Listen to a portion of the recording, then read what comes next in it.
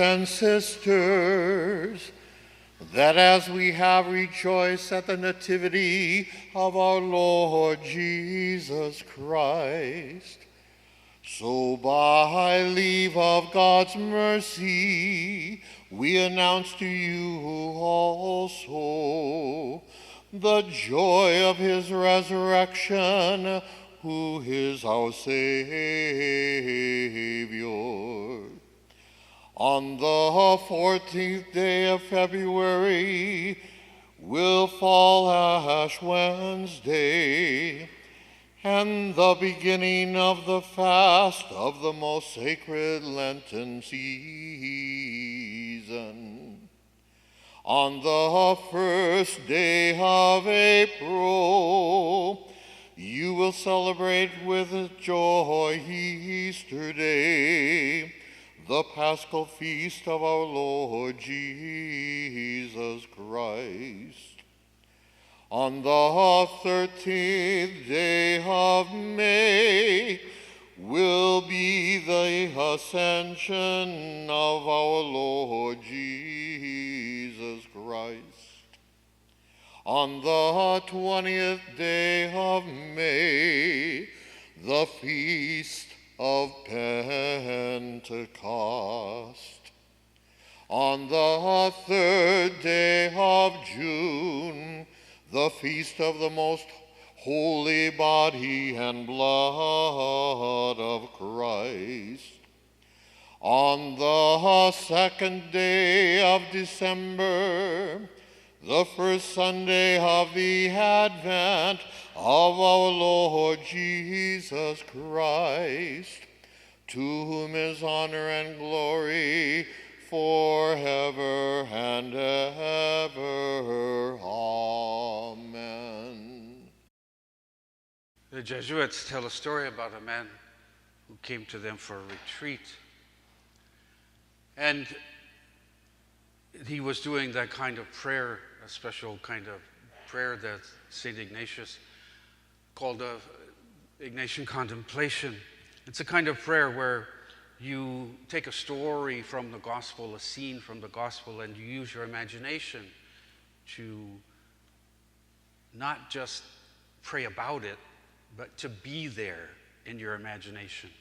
And so they gave him the feast of the Epiphany. And so he went to his prayer and used his senses.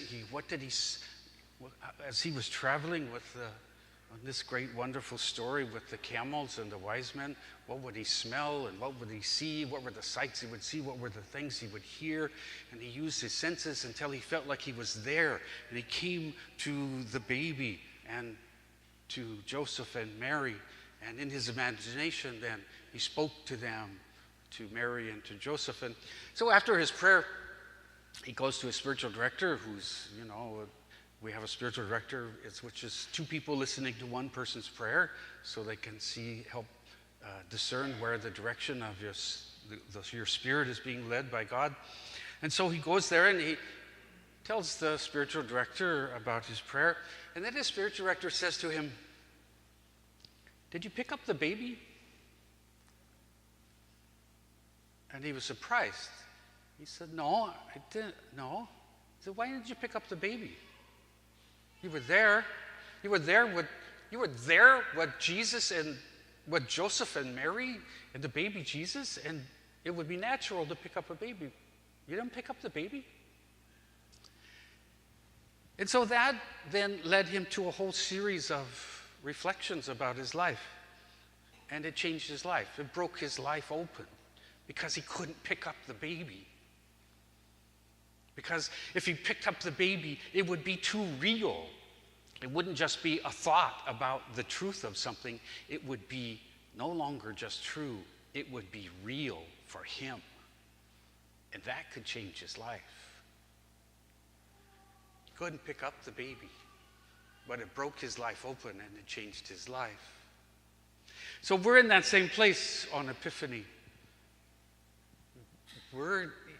We followed like the wise men, and we followed the star of our lives, and we've come here, and now can we pick up the baby? And can we go home by another way because it changes our lives? We can't do that kind of prayer that man was doing, but we can do it in another way. Because I think we can hear the story, we can see the images in our own minds and hear of this incredible story, and we can connect it with the events of our own interior. We can connect it with our experience, and it can become then not just true, but real to us. And that's a very different thing. It's a very different experience to say, I believe in the truth of an idea, but then to say, I know that it's real in my experience. That's a deepening.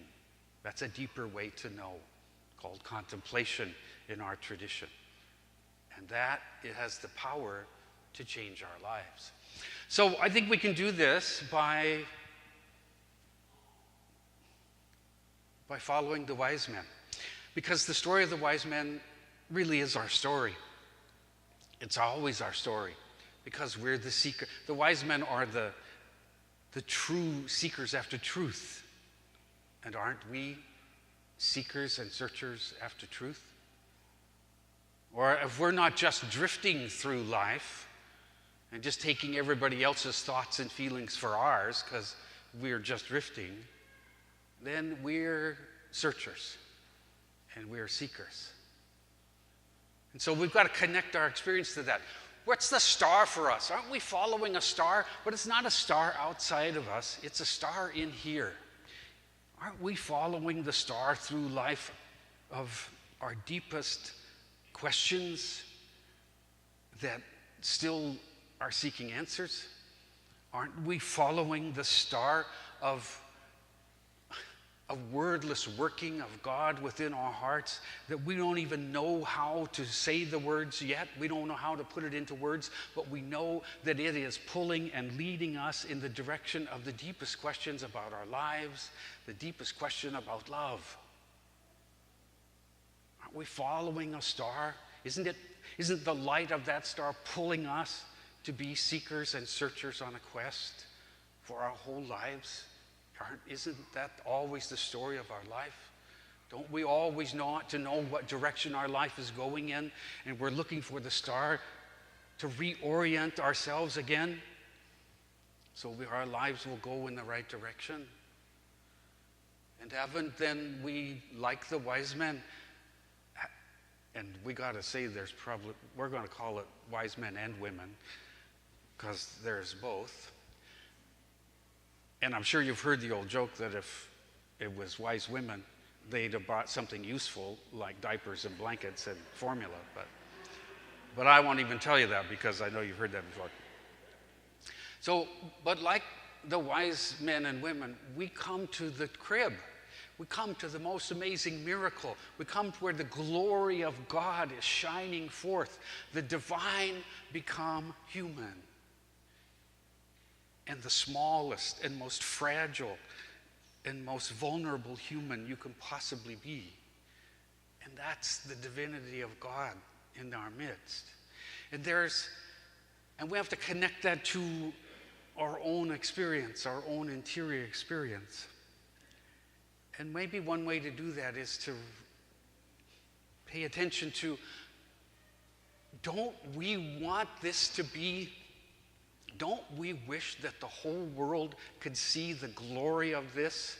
That the politicians could see the glory, that the economists could see the glory, that the teachers could see the glory, that the scientists could see the glory, that the great people who run the world, don't we wish they could see the glory and know this is what it's really all about?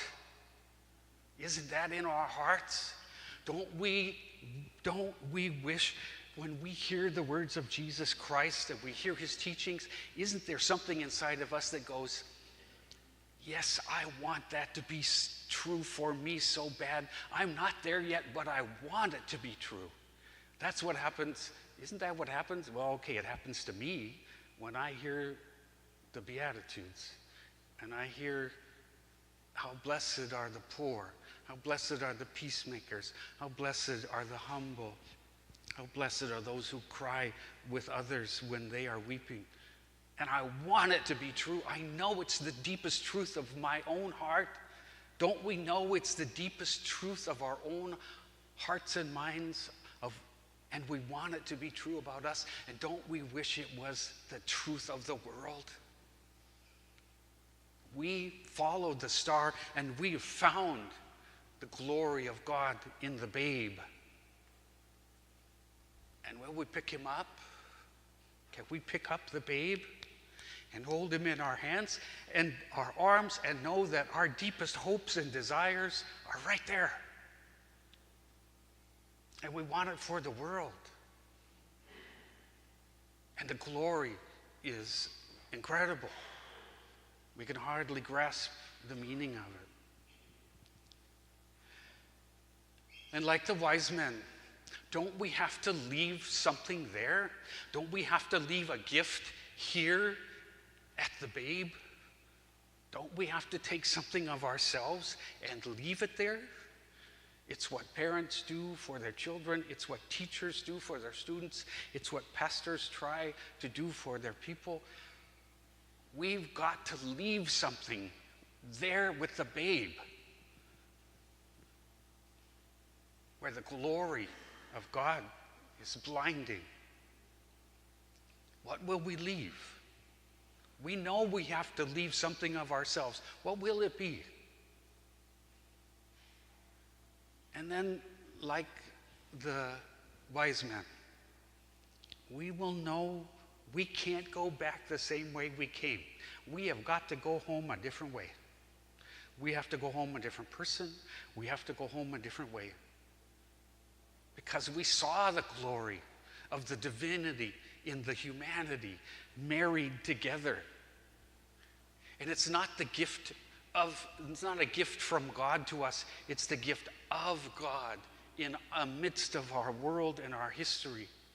It's the gift of God's divinity and humanity, and we've got to leave something there, and there's no way we're going back the same way we came.